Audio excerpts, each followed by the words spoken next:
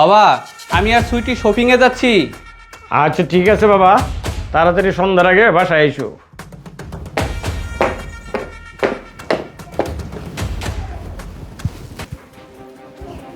মনে হয় আমার ছেলে গেছে গা। ইস, অসুস্থের ভান করতে করতে এখন আর আমার ভালো লাগে না। আর কত আমি অসুস্থের ভান করব? হ্যাঁ, ইস, জমিদারের বাচ্চাও গেছে লগে। হ্যাঁ, এর সাহস কত বড়! আমার ছেলে না বললই মার্কেটে লিয়ে যাবো, তুই যাবি গিয়া? কত বড় সাহস! হ্যাঁ রাখ, তোর আমি এখনই বাসাতে নাইতেছি। হ্যালো হ্যালো বাবা। হ্যাঁ, এই ফকিন্নির বুড়ি, আমার ছেলে বললেই তুই পিছনে গুড়গুড় গুড়গুড় করে যাবি গিয়া? হ্যাঁ, আমার ওষুধ খাওয়াইতে হবে, আমার পানি গরম করতে হবে, এটি কে করবে? তোর কোন বাবাই করবে? এই ফকিন্নির বুড়ি, এখনো ভালো ভালো বলছি, যে কোনো কথা বলে যে কোনো বাহানা ধরে তুই বাসায় আয়। আচ্ছা ঠিক আছে বাবা, আমি আসতেছি। আচ্ছা ঠিক আছে, তাড়াতাড়ি আসবি। তুমি দেখছো তোমার বাবার কাণ্ড দেখছো? প্রতিনিয়তই তুমি যখন অফিসে যাও গা, প্রতিদিন সে আমার সাথে এরকম ব্যবহার করে। আসলে সে অসুস্থ না, অসুস্থর বাহানা করে সারা মহল্লা ঘুরে বেড়ায় আর বলে আমি অসুস্থ অসুস্থ। আসলে কিন্তু সে অসুস্থ না। সে তুমি যখন অফিসে যাও গা, অফিসে যাওয়ার পরে বাসার যত কাজকর্ম আছে সব কিছু আমাকে দিয়ে করে। সারাদিন টর্চারের উপরে রাখে আর বলে আমি এইটা খাবো ওইটা খাবো। আমাকে 24 ঘন্টা রান্নার উপরে রাখে। আর তুমি যখন বাসায় আসো তখন সে অসুস্থর বাহানা ধরে। শুনো, আজকে তুমি নিজের চোখে দেখো সে আমার সাথে কী কী ব্যবহারগুলো করে। আচ্ছা ঠিক আছে, সমস্যা নাই, আমি আমার নিজের চোখে দেখার জন্য আজকে আমি বাসায় আছি। এক কাজ করো, তুমি ভিতরে যাও, আমি দেখতেছি বিষয়টা। আচ্ছা ঠিক আছে। আচ্ছা ঠিক আছে। শরীরে মেস মেস করতেছি, অনেক দিন ধরে ভালো কিছু খাওয়া হয় না। আজকে ও বাড়িতে আসলে কলিজা বোনা করায় ভালো ভালো মাংস খাইতে হবে। এখন আসুক, আজকে ফকিন্নি জি আসুক। আসছেন জমিদারের জি? হ্যাঁ, এত রেডি লোক রে? হ্যাঁ বাবা, আমি ওকে খুব কষ্ট করে বুলিয়ে বালিয়ে পরে বাসায় আসছি, এই জন্য লেট হয়ে গেছে। আরে না, বলিয়ে বালিয়ে আপনি লেট করে আসছেন। আপনি তো চান আমার ছেলের গলায় সবসময় ঝুলে থাকতে, তাই না?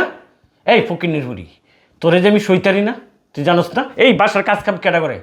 তুই যে আমার ছেলে কুইতি গেলি গা, আমার ছেলের সাথে সাথে তুই না করতে পারলি না? ফকিন্নির বুড়ি।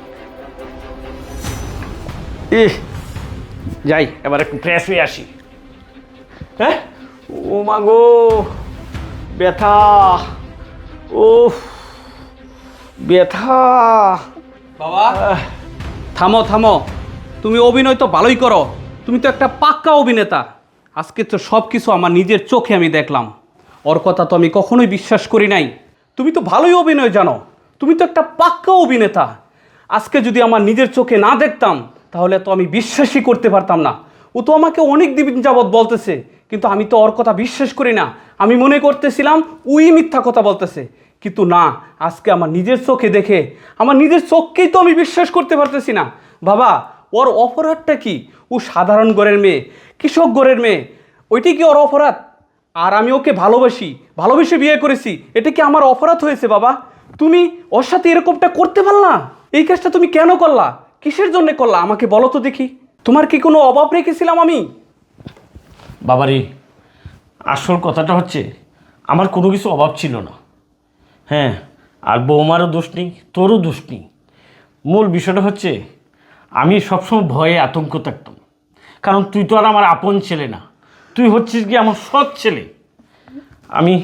আমি সবসময় ভয় করতাম যে কোন সময় জানি তুই আমাকে বাসা থেকে বের করে দিস, তার মাঝে যদি বৌমা তোর ইন্ধন যোগায়, সেই ভয়টা না সবসময় আমার ভিতরে একটা কাজ করতো। তাই আমি সবসময় ভাবতাম যে তোদের দুজনকে আমি যেন আলাদা করতে পারি, যেন দুজনকে আমি আলাদা করে রাখতে পারি, এরকম একটা সবসময় আমার ভিতরে কাজ করতো। বাবা, আমি এই জন্য এই কাজটা করছি। এখন যেহেতু তুই সব কিছু জেনেই ফেলেছিস, বৌমাও জেনে ফেলেছে, এখন তোরা দুইজনে যে ডিসিশন নিবি আমার আর কিছু বলার নেই। বাবা, ডিসিশন আমরা কি নেব? তুমি তো আমার বাবা, তোমার বিচার তো আমি করতে পারবো না। তবে তোমার কাছে আমার একটাই অনুরোধ, সুইটির সাথে তুমি যেটা করেছো, নেক্সট টাইমে আর তুমি কখনোই ওর সাথে এই আচরণটা করিও না। তোমার কাছে আমার একটাই অনুরোধ। তুমি একটা জিনিস শিওর থাকতে পারো, আমি বেঁচে থাকতে তোমার কোনো জিনিসের অভাব হবে না। মা, মারি, আমিও তোর সাথে অনেক ভুল করছি, অনেক অন্যায় করছি। আজকে যদি তোর বাবা তোর সাথে এই ভুলটা করতো, তুই কি তোর বাবার ফেলে দিতে পারতি? বাবা এটা কি বলতেছেন আপনি? আপনি তো আমার বাবা, আর বাবার হাজার ভুল করলেও মেয়েরা কোনো সময় ফেলে দিতে পারে না। বাবা এটা কোনো ভুল না বাবা।